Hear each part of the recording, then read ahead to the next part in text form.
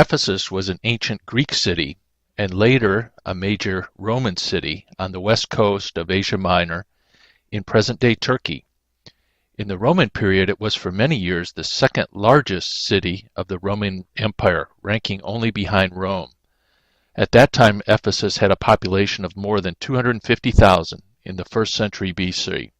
The city was famed for the Temple of Artemis, which was completed around 550 BC, one of the 7 wonders of the ancient world.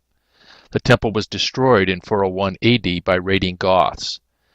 The town again was partially destroyed by an earthquake in 614 AD, and the city's importance as a commercial center declined as the harbor was slowly silted up by the Cayster River. Ephesus contains the largest collection of Roman ruins in the eastern Mediterranean. Only an estimated 15% has been excavated. The ruins that are visible give us some idea of the city's original splendor. For example, the Library of Celsus, the facade of which has been carefully reconstructed from all original pieces, was originally built in 125 AD in memory of Tiberius Julius Celsus, a Greek who served as governor of Roman Asia. Celsus paid for the construction of the library with his own personal wealth and is buried in a sarcophagus beneath it.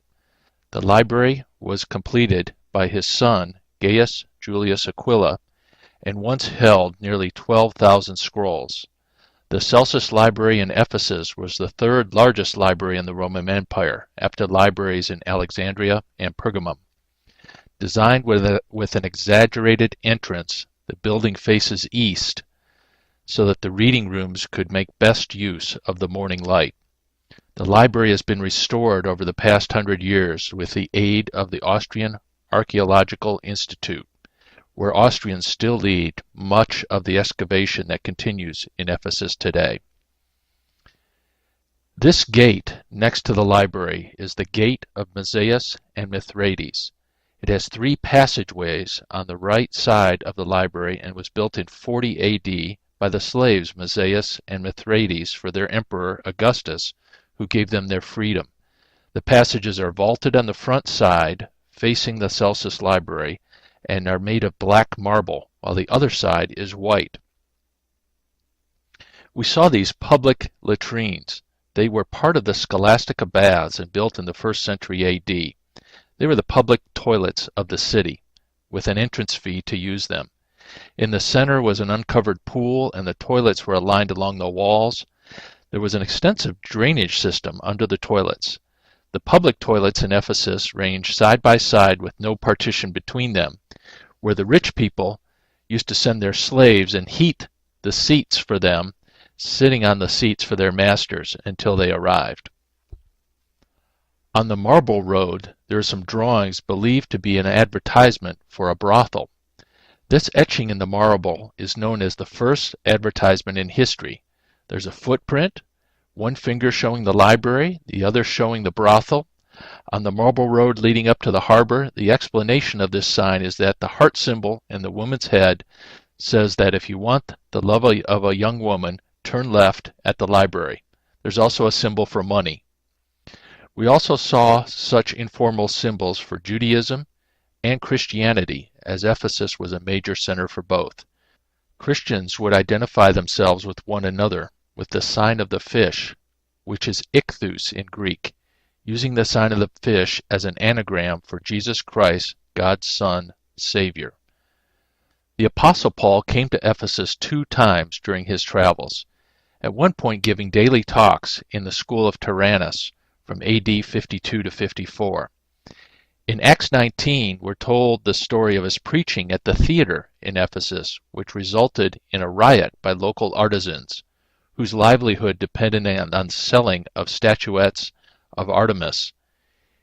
Paul also wrote the letter of 1 Corinthians from Ephesus between 53 and 57 AD, where he was imprisoned for a short time. Later, Paul wrote the epistle to the Ephesians while he was in prison in Rome around 62 AD. Ephesus was one of the 7 churches of Asia that are cited in the book of Revelation. It is thought that the Gospel of John was written from Ephesus. The Church of Mary, close to the harbor of Ephesus, was the setting for the Third Ecumenical Council in 431 AD. The house of the Virgin Mary, about 4 miles from this location, is believed to have been the last home of Mary, the mother of Jesus. John the Evangelist, the Apostle John, also lived in Ephesus in his later years, except for a short time when he was imprisoned or exiled on Patmos. The terrace houses of Ephesus are a relatively new excavation. They were built on the hill opposite Hadrian's temple. They're called the houses of the rich, important for the reason that they give us information about family life during the Roman period. There are 6 residential units that are being excavated, the oldest buildings dating back to the 1st century BC, and they continued as residence until the 7th century AD. The heating system of the terrace houses were the same as that in the baths. Clay pipes beneath the floors and behind the walls carried hot air throughout the houses. The houses also had cold and hot running water. The rooms had no windows, but they were illuminated from light coming from the open halls, so that most rooms were quite dim.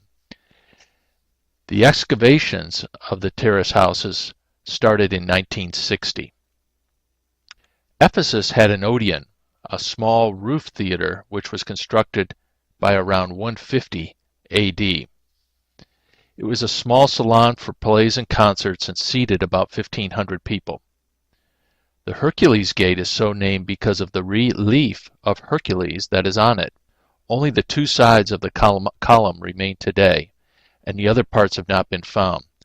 The relief of the flying Nike or Nike in the Domitian Square is thought to have also been part of this Gate of Hercules. The Hercules Gate narrowed access to the street, preventing the passage of vehicles, as the street had become a pedestrian area.